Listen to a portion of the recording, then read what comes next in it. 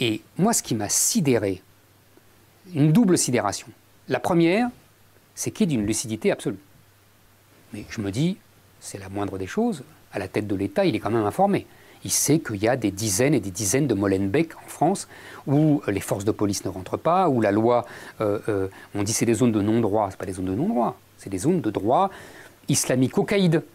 Vous voyez, c'est-à-dire voilà, une vague règle islamique s'applique, les jeunes femmes ne peuvent pas avoir des mini-jupes, sinon on les gourmande, sinon il y a une espèce de couvre-feu, on ne peut pas, les habitants ne peuvent pas sortir après telle heure, ils ne peuvent pas rentrer après telle heure, les policiers ne rentrent pas car c'est les forces des caïds du trafic de drogue qui règlent la police,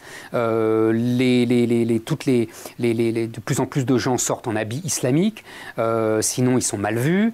On ne peut pas acheter des alcools dans les commerces parce que sinon on est insulté et morigéné.